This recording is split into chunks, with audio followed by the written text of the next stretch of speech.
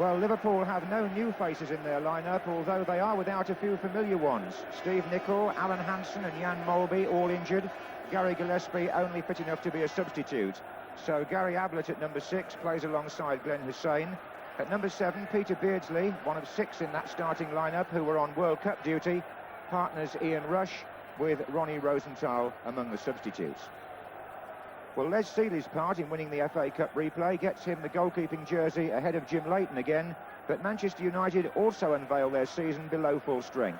Brian Robson's had a reaction to his Achilles operation. He looks like missing the start of the league season, and the pair who produced the cup-winning goal, Neil Webb and Lee Martin, are also injured. But Gary Pallister plays despite those 10 stitches, and he's part of a defensive system in which number 3, Mal Donaghy, will play as a sweeper. And at right back, the one newcomer on view today, Dennis Irwin, who showed such enterprise in Oldham's Cup success last season, cost United £625,000, with more to follow if he makes his mark with the Republic of Ireland. Well, I wonder if we would have had a better World Cup final if George Courtney had been in charge.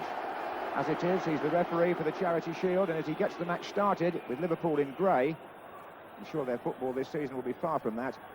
It's worth making the point that the Wembley pitch looks rather better than a week ago. Plenty of work's been done there. And we do have 2 amendments to the laws of the game this season. A cynical foul on a player in a goal-scoring position now merits a red card. And the offside law has been amended, as Danny Wallace tried to get behind the defence there. If he's level with the last defender, or the second last defender if you include the goalkeeper, then he's now onside.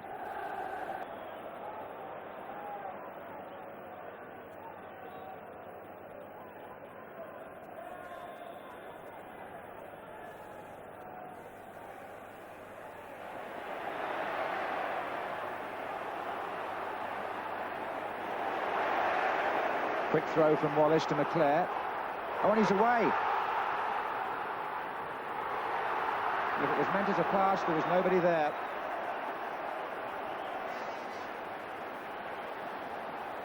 That was a good opportunity for Brian McClare. He skipped the tackle well. Interesting, really, the 2 systems which helped create that. Manchester United playing with 3 centre-backs, 5 at the back, encouraging the 2 full-backs forward. And Danny Wallace actually playing up alongside Mark Hughes and Brian McClare coming from deep. So it's a new system for United this year, whereas Liverpool playing a sort of more straightforward 4-4-2. There's Burrows for them, looking for Beardsley.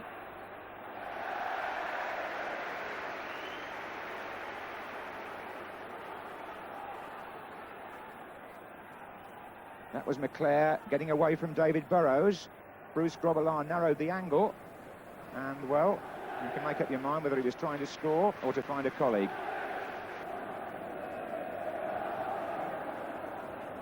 This is Phelan.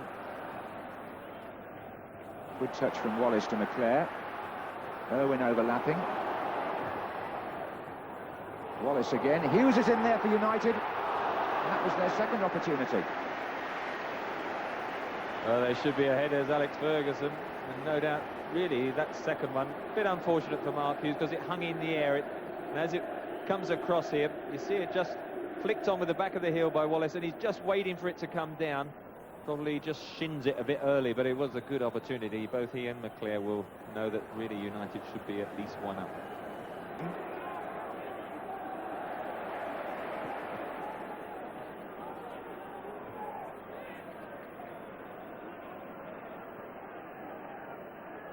Once again.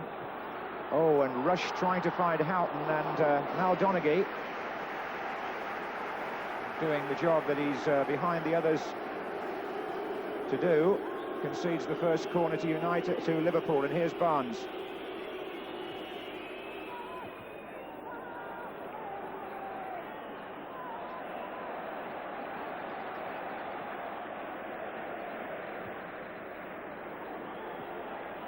Good ball from Burrows to Houghton.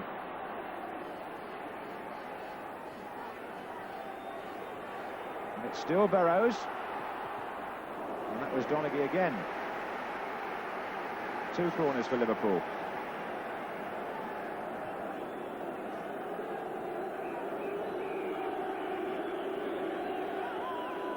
Barnes.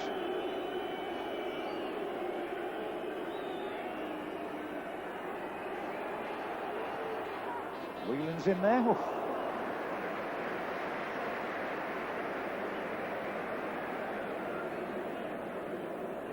This came between Bruce and Whelan, I think, to Les Seeley.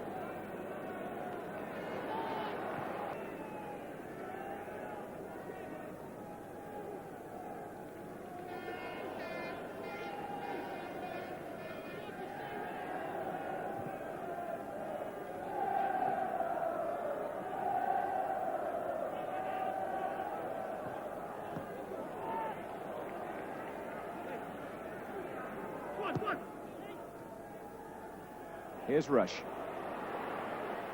Barnes. Venison backing up.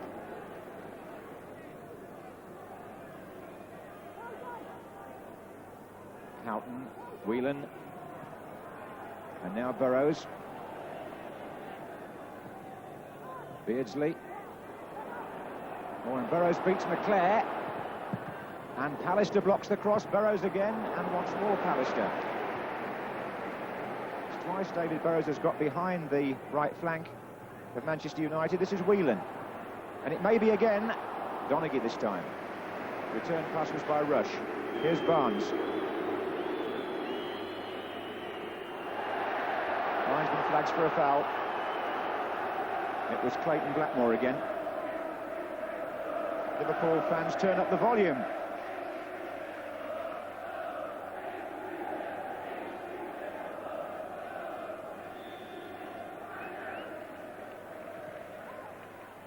Oh, and Rush is there, straight at Seeley.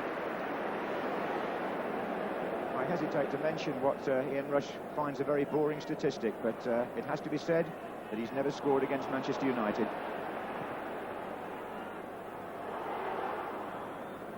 And with half an hour gone in the Charity Shield, nobody's scored.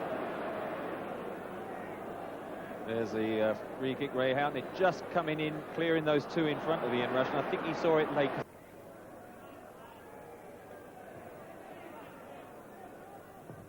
Oh dear, that was Gary Ablett straight to Mark Hughes, and Mark Robbins has gone the other way. Phelan's in the centre here, but the pass from Hughes just a shade too strong.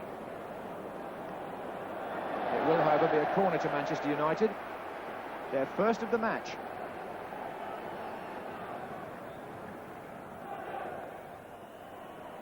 This is Blackmore.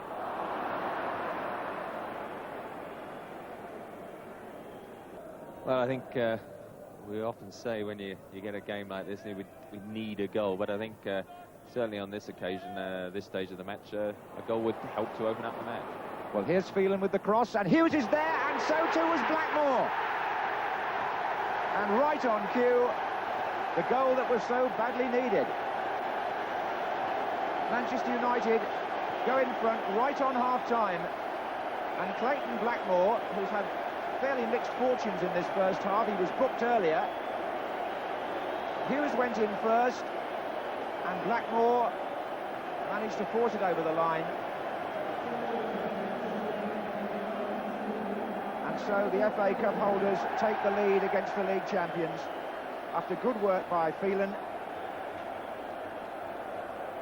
And I suppose Clayton Blackmore might be tempted to say, well, whatever Lee Martin could do in the cup final, I can do too. Get forward from the left-back position and score a goal. It's brought the Manchester United fans to their feet as the players go off at half-time. And in terms of clear-cut openings, they did have two earlier, missed by McClare and Hughes. Liverpool perhaps had more of the play, just the one-headed chance for Rush. But at half-time, it's Manchester United 1, Liverpool 0. So Manchester United start the second half, 1 goal ahead. And they are also ahead of Liverpool in the return to European football. United playing in the Cup Winners' Cup this season, and Liverpool having to wait at least a further year, owing, of course, to the extra ban which followed Heysel. And I can almost hear Liverpool supporters saying, now don't forget, we've won the championship on 10 occasions in the last 15 years, and Manchester United haven't won it since 1967.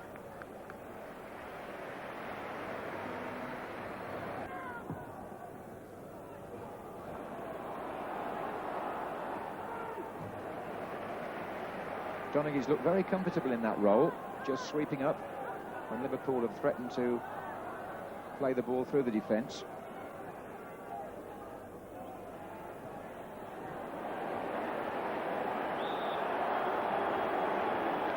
There were two heavy tackles in quick succession there. George Courtney had a look at the first one, in which Glenn Hussein was involved, and then gave the free kick where the second offence took place.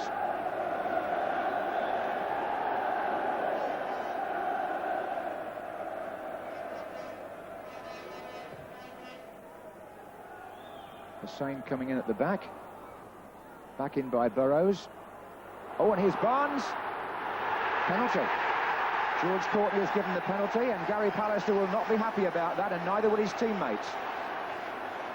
I think it's fair to say there would be a little controversy about that one. Now, George Courtney was well positioned. Well, he did take the leg. Whether that was intentional or whether he's claiming that he went for the ball first, I suspect he is, and somebody has taken the protest too far, and there's going to be at least one booking here.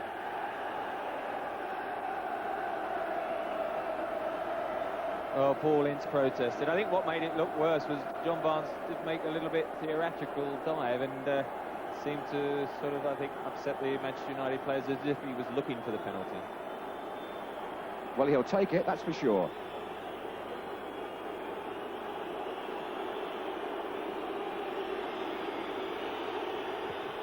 One-one.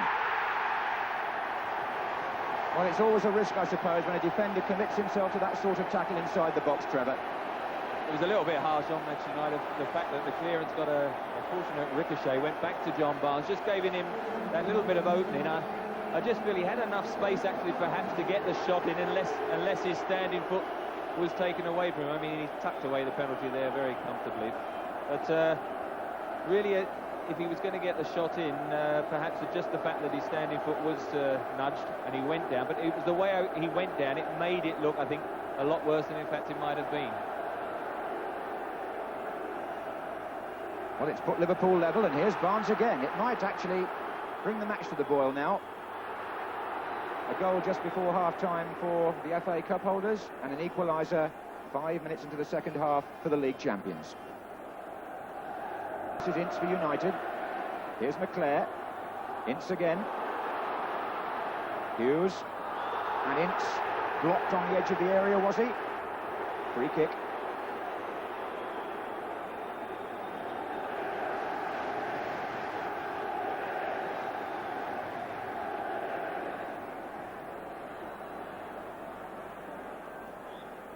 This is Blackmore. And Robbins and Hughes both hopeful as the ball sprang out of Grobbelaar's grasp. And now there are three runners ahead for Beardsley to look for. One of them is Burrows on the far side.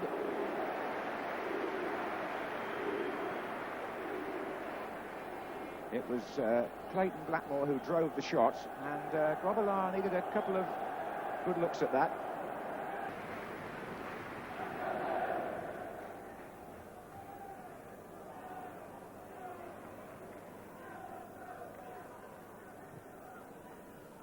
Now, which of these great rivals is going to get the edge now?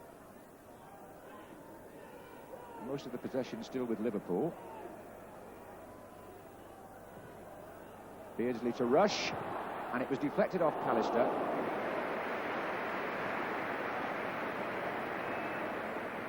He's played 18 times against Manchester United, Ian Rush, before today, and he'll be mighty glad when he can put the ball in the net and say, well, that's the end of a run that I don't want to hear any more about.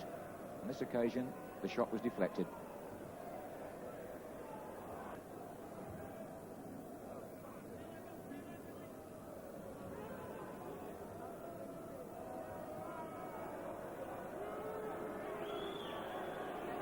McMahon broke that up well.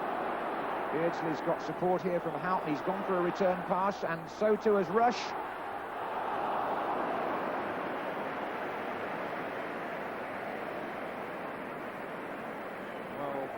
Ian Rush, Trevor, has, I think, done what he did last year and backed John Barnes to finish up as the top scorer in the First Division. So I don't quite know whether he's going to get him a helping hand here and there, but his own striking rate will probably be pretty high too. Yeah, it was a bit unlucky there. It was good interchange of movement between Liverpool. It just meant when Ian Rush did get possession, Peter Beardsley was about 5 yards ahead of him and really distracted him from getting his shot on target.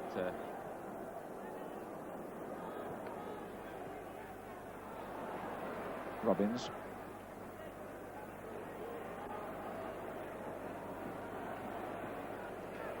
And Donaghy finds Irwin. Ince. Whelan shut him down well. Pallister, Ince again. Now it's Houghton's turn to do the harrying. And Ince surrounded. Harassed all the way there. One of the features of Liverpool's game that doesn't always get mentioned, the enormous amount of defensive work the midfield do. But here's Pallister. And it's going to drop beautifully for Blackmore, who this time brings a good reflex save out of Grobbelaar.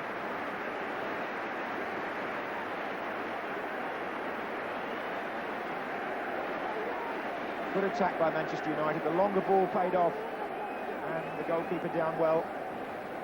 It's Houghton for Liverpool, with Rush making a run across the area. Barnes. Oh, yes. Oh, no.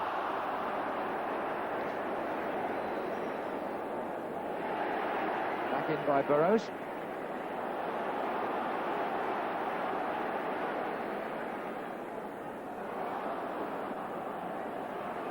Two sides of John Barnes there, Trevor. Yeah, well, chances at either end, actually. A great save by Bruce Grobbelaar from a good volley by Blackmore. And good to see Gary Pallister bringing the ball forward, because I think when you play three centre-backs, they can just really take it in turn coming into those forward positions to set up chances. And here's John Barnes, though, the other end, and just got past the defenders well, and just stretching to get it back on his right foot and then put it over the top.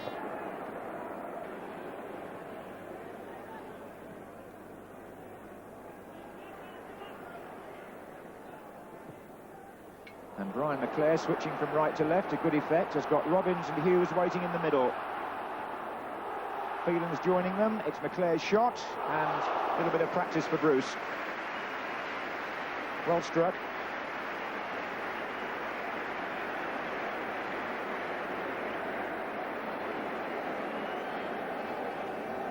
Good bold run by Brian McClare, this. And a nice little tip over, really, for a goalkeeper of that stature.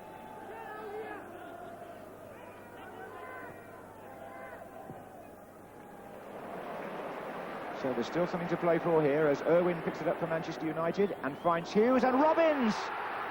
Venison's challenge, Robbins again! It looked a ready-made opportunity. I'm sure Alex Ferguson thought so for young Mark Robbins, because he has swooped and scored from there before. The first time it went in, he did seem to just overrun it slightly on the first touch. Then he got a second opportunity, and it went wide.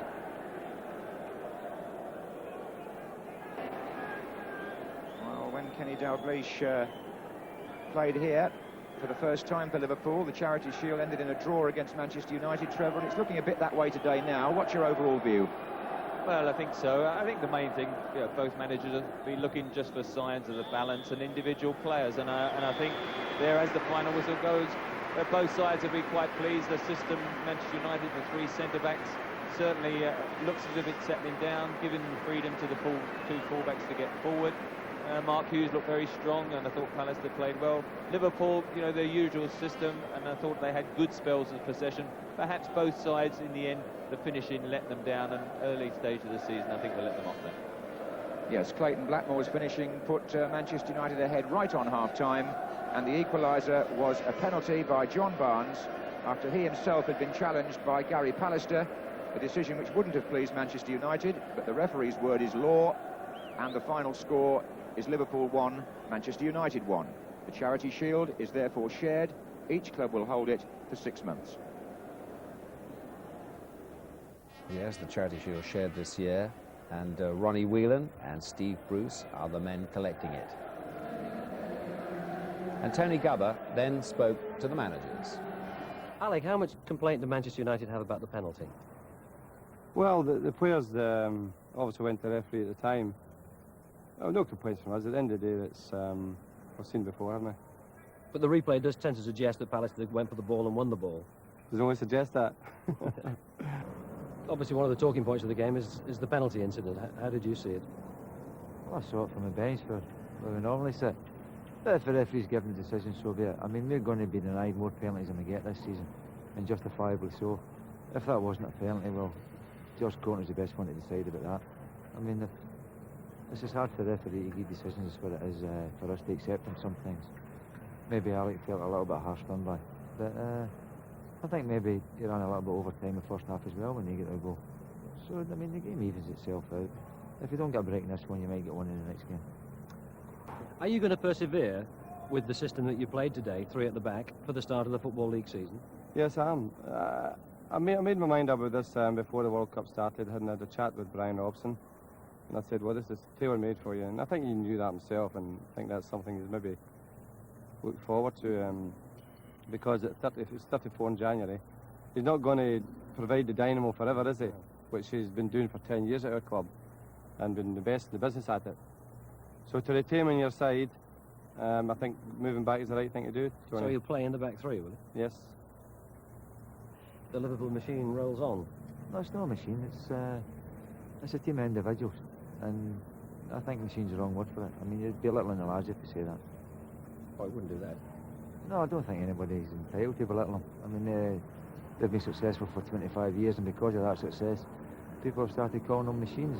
It's no machine like at all. It's individuals playing football, and with the arrival of new individuals, obviously there's a slightly different style as well to the team, and I think that's what's happened over the last 3 or 4 years when we've brought in 4 or 5 players. The style of Liverpool Football Club has changed. I don't see many machines changing.